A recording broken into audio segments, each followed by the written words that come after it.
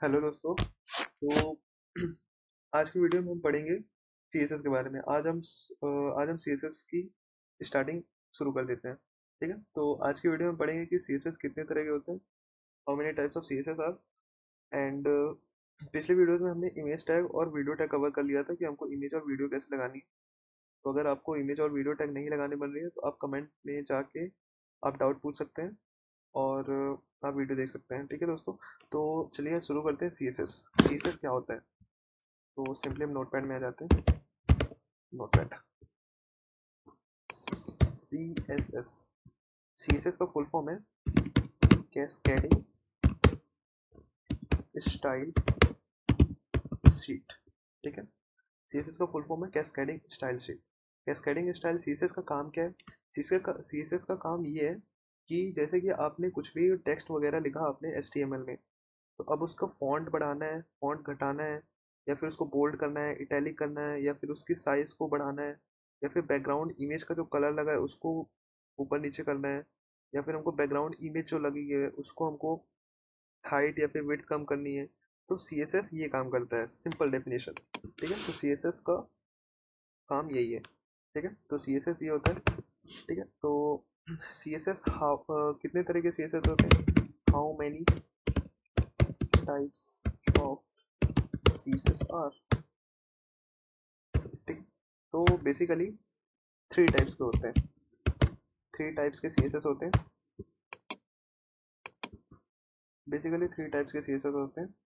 ठीक है, पहला होता है, फर्स्ट जो होता है वो होता है इनलाइन CSS। ठीक है, सेकंड जो होता है वो हमारा होता है इंटरनल CSS। और जो थर्ड हमारा होता है वो हमारा होता है एक्सटर्नल CSS। ओके, तो आपको इस इनलाइन CSS से नाम से ही समझ में आ रहा होगा कि उसी लाइन में, उसी एक पर्टिकुलर लाइन में, एक पर्टिकुलर लाइन में ही एक पर्टिकुलर लाइन में ही CSS की प्रॉपर्टी अगर हम यूज करें तो उसको इनलाइन CSS कहते हैं। अब इंटरनल CSS क्या होता है? इंटरनल CSS वो होता है जो कि हम HTML फाइल के अंदर बनाते हैं। HTML फाइल के अंदर जो हम CSS की अगर फाइल बनाते हैं तो उसको कहते हैं हम इंटरनल CSS। ठीक है, इनलाइन CSS उसी पर्टिकुलर लाइन में अगर हम CSS की प्रॉपर्टी लगा दें तो उसको इनलाइन CSS कहते हैं। इंटरनल CSS जो हम उसी HTML फाइल के अंदर एक CSS की फाइल, मतलब CSS की प्रॉपर्टी अगर यूज करें तो उसको हम कहते हैं इंटरनल CSS। और एक्सटर्नल CSS क्या होता है? एक्सटर्नल CSS सिंपली कि हम एक नई फाइल क्रिएट करते हैं, न्यू फाइल क्रिएशन। हम एक न्यू फाइल बनाते हैं HTML के बाहर। एक जैसे कि हम HTML की फाइल बनाते हैं वैसे ही हम एक CSS की फाइल बनाएंगे, उसमें हम नाम देंगे CSS का, उस फाइल का नाम देंगे और हमारी CSS की फाइल बन जाएगी। ठीक है, तो simply inline CSS, internal CSS और एक्सटर्नल CSS यही होता है। ठीक है दोस्तों, तो आइए हम इसको डिटेल में पढ़ते हैं। ये जो हमने एक्स नाम की फोल्डर बनाई थी अपनी, हम उस फोल्डर में आएंगे, राइट क्लिक करेंगे, show more options, open with code. पिछले वीडियो में हमने कुछ ये पढ़ा था इमेज टैग वगैरह, इसको हम इरेज कर देते हैं। और यहाँ पे कुछ फाइल्स अपलोड है, इसको डिलीट कर देते हैं।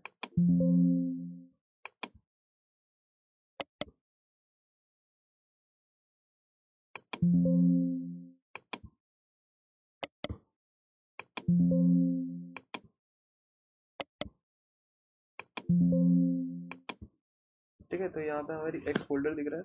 यहाँ पे हम सिंपली आएंगे, एक न्यू फाइल बनाएंगे, इंडेक्स डॉट HTML। ठीक है दोस्तों, और यहाँ पे हम सबसे पहले बॉयलर प्लेट बना लेते हैं। ठीक, तो सबसे पहले हम पढ़ेंगे क्या? Inline CSS। इनलाइन CSS क्या होता है? ठीक है, तो सिंपली हम आते हैं यहाँ पे पैराग्राफ तो यहाँ पे हमारा एक पैराग्राफ आ चुका होगा ओपन विद लाइव सर्वर। ये हमको दिख रहा है 10 वर्ड्स लॉरेम के। ओके, तो अगर हमको इनलाइन सीएसएस अगर यूज़ करना है, ये पैराग्राफ के पास आएंगे, पैराग्राफ के अंदर उसको हमको सिंपली लिखना है स्टाइल, एंटर कर देना है। और यहाँ पे हमारा कुछ यहाँ पे ऑप्शन शो हो रहे हैं, तो मान के चलिए हमको यहाँ पे कलर देना है, तो हम यहाँ कलर लिखेंगे, एंटर मारा, और यहाँ पे सेमी कॉलन के पहले हम अगर रेड लिख देंगे तो ये जो लाइन है लॉरेम इप्सम डॉलर से, तो ये रेड हो चुकी होगी, ये रेड हो गई। ठीक है, अगर हमको मान के चलिए हमको इसको फॉन्ट बढ़ाना है, तो सिंपली सिंपली हमको यहाँ पे रेड की बाजू में जैसे सेमी कॉलन लगा हुआ है वहाँ पे हमको लिखना है फॉन्ट साइज। फॉन्ट साइज अगर हमने लिखा 50 पिक्सल, 50 पिक्सल, अब वापस हम लाइव सर्वर में जाते हैं, तो ये देखिए इसकी साइज बड़ी हो चुकी है। ठीक है दोस्तों, तो ऐसे हमने ये यूज़ किया। और अगर हमको चाहिए, हमको इसका फॉन्ट फैमिली चेंज करना है, मतलब इसका फॉन्ट अगर चेंज करना है, तो यहाँ पे सिंपली हम लिखेंगे फॉन्ट, और यहाँ से हम फॉन्ट फैमिली सिलेक्ट कर लेंगे। और यहाँ पे हमको कुछ ऑप्शंस आ रहे हैं फॉन्ट्स के, तो उससे हम सिलेक्ट कर सकते हैं कोई सा भी फॉन्ट। जैसे हमने ये कैलिबरी फॉन्ट सिलेक्ट किया, वापस हम वापस से, तो ये देखिए इसका जो फॉन्ट है वो चेंज हो चुका है। ठीक है दोस्तों, तो ये हमारी इनलाइन सीएसएस थी, मतलब कि उसी लाइन में सीएसएस का इस्तेमाल करना, उसको कहते हैं इनलाइन सीएसएस। ठीक है दोस्तों, तो ये हमारी इनलाइन सीएसएस हो गई। अब इंटरनल सीएसएस क्या होती है? इंटरनल सीएसएस के लिए सिंपली हमको यहाँ पे सीएसएस क्रिएट करना पड़ेगा। ये जो हेड है, हेड के ऊपर टाइटल जो लिखा हुआ है, टाइटल के नीचे सिंपली हमको आना है और यहाँ पे हमको लिखना है स्टाइल। ठीक है दोस्तों, तो यहाँ पे हमने स्टाइल लिखा, तो ये स्टाइल का हमारा, ये सीएसएस का प्रॉपर्टी होता है कि हमको स्टाइल लिखना पड़ता है। ठीक है, तो हमने स्टाइल लिखा और यहाँ पे ये क्रिएट हो चुका है स्टाइल का टैग। ठीक है, तो हम यहाँ पे एक नया पैराग्राफ बना लेते हैं। हमने एक नया पैराग्राफ लिखा, इसमें हमने लिखा लॉरेम, लॉरेम 5 वर्ड्स। ओके, तो यहाँ पे शो हो रहा होगा, ये देखिए लॉरेम 5 वर्ड्स, ये पूरा नहीं आया, सॉरी, यहाँ पे हमने स्पेलिंग गलत लिखी थी, LOREM 5 वर्ड्स। ठीक है, तो यहाँ पे लॉरेम के 5 वर्ड्स शो हो रहे हैं। तो हमने यहाँ पे स्टाइल का ये क्रिएट किया, हम इंटरनल केस पढ़ रहे हैं, हमने ये स्टाइल क्रिएट किया। यहाँ पे हम लिखते हैं पैराग्राफ, पी हमको लिखना पड़ेगा क्योंकि हमने पैराग्राफ में लॉरेम इप्सम डॉलर सेट लिखा हुआ, तो हमने पी लिखा और हमने यहाँ पे एंटर मार दिया और हमको ये कर्ली ब्रेसेस स्टार्ट कर दिया। इसके अंदर हम लिख सकते हैं colour, colour blue, blue. Live server open करेंगे तो ये देखिए कलर इसका ब्लू हो गया। ठीक है, अगर हम यहाँ पे लिख देंगे font size 40 pixel, let's say 50 pixel, तो अब यहाँ पे फॉन्ट साइज बड़ा हो गया। ठीक है, तो ये फॉन्ट साइज हो गया। अगर हम यहाँ पे लिख देते font family this Franklin carrier, ठीक है, तो ये वापस आएंगे तो ये देखिए हमारे यहाँ फॉन्ट चेंज हो गया। ठीक है दोस्तों, तो ये हमारा होता है क्या, इंटरनल सीएसएस। ये हमने इंटरनल सीएसएस पढ़ लिया, ये हमने इनलाइन सीएसएस पढ़ लिया। ठीक है दोस्तों, तो हमारा इंटरनल और इनलाइन सीएसएस कंप्लीट हो चुका है। आज अब हम पढ़ लेते हैं क्या, एक्सटर्नल सीएसएस। एक्सटर्नल सीएसएस का मतलब कि एचटीएमएल के बाहर एक और नई फाइल बनाना। तो नई फाइल बनाने के लिए हम यहाँ पे आएंगे, यहाँ पे एक न्यू फाइल का ऑप्शन दिख रहा है, यहाँ पे हम क्लिक करेंगे। अब यहाँ पे style dot C S S लिख देंगे। डॉट सी एस एस क्यों, क्योंकि हमको सी एस एस की फाइल बनानी, तो extension dot C S S use करेंगे। हमने जैसा एंटर मारा हमको एक फाइल बन चुकी है। अब यहाँ पे style dot C S S क्यों लिए, इसका नाम कुछ भी लिख सकते हैं, रीनेम कर लीजिए आप, कुछ भी लिख लीजिए, ANON, अनोनी। तो हमारी अनोनी डॉट सी एस एस बन गई, मतलब कुछ भी हम लिख सकते हैं, लेकिन हम सी एस एस ही लिखना पसंद करेंगे, तो हम सी एस एस ही स्टाइल लिखना पसंद करेंगे, तो हम स्टाइल ही लिख देते हैं। ठीक है, तो हमने ये style dot C S S बना लिया। ठीक है दोस्तों, तो सिंपली हम यहाँ पे आ गए। तो जैसे कि हमने HTML में बॉयलर प्लेट पढ़ा था, ये हमने HTML में बॉयलर प्लेट पढ़ा था, इसका मतलब हमने नहीं समझा था। इसकी ये जो बॉयलर प्लेट है वो कहना क्या चाहती है, उसको हम बाद में अगले वीडियोस में देख रहे होंगे कि ये कहना क्या चाहता है बॉयलर प्लेट। फिलहाल हम style dot C S S की बात करते हैं, तो style dot C S S में भी बॉयलर प्लेट होता है। तो इसको बॉयलर प्लेट बनाने के लिए सिंपली हमको यहाँ पे स्टार करना है, यहाँ पे मार्जिन 0 कर दिया, padding 0 and box sizing border box.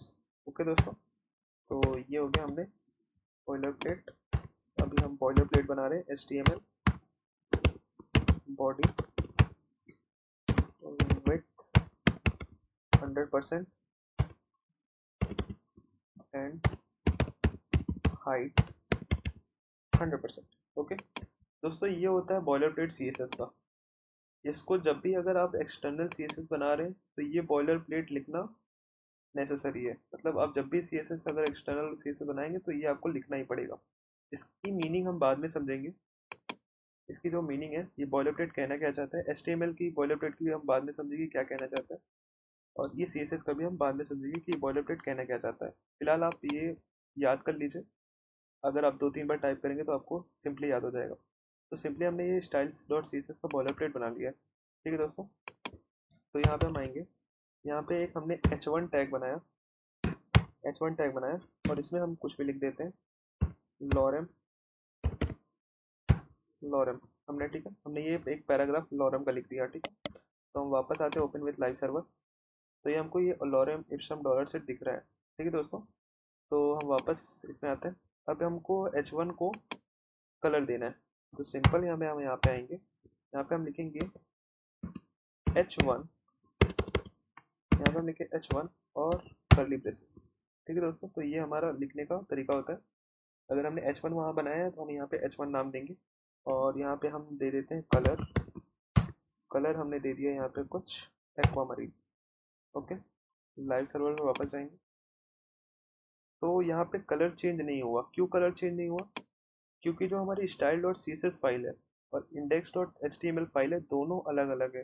तो दोनों एक दूसरे से अभी लिंक नहीं हुई है, तो हमको लिंक करनी पड़ेगा। हमको इंडेक्स और स्टाइल डॉट CSS फाइल को लिंक करना पड़ेगा। तो इसको लिंक करने के लिए हम क्या करेंगे, यहाँ पे टाइटल जो यहाँ पे लिखा हुआ है, ये टाइटल डॉक्यूमेंट जो लिखा हुआ, यहाँ पे सिंपली हम आएंगे, यहाँ पे एंटर मारेंगे, और यहाँ पे हमको लिखना है लिंक, और यहाँ पे थर्ड ऑप्शन शो हो रहा है लिंक डॉट CSS। तो हमको लिंक डॉट CSS को सिलेक्ट कर लेना है। तो यहाँ पे देखिए स्टाइल डॉट CSS जो फाइल थी हमारी वो सिलेक्ट हो गई है, ऑटोमेटिकली यहाँ पे सिलेक्ट हो चुकी है। ठीक है दोस्तों, तो यहाँ पे हमको लिंक करना पड़ेगा स्टाइल डॉट CSS फाइल को इंडेक्स डॉट HTML फाइल के साथ लिंक करना पड़ेगा, तभी जाके हमारी CSS प्रॉपर्टीज काम करेंगी। ठीक है, तो हमने लिंक कर दिया, तो अब उसका कलर चेंज हो गया होगा। ये देखिए, इसका जो कलर था वो चेंज हो गया। ठीक है, तो हमारी CSS प्रॉपर्टी काम कर रही है।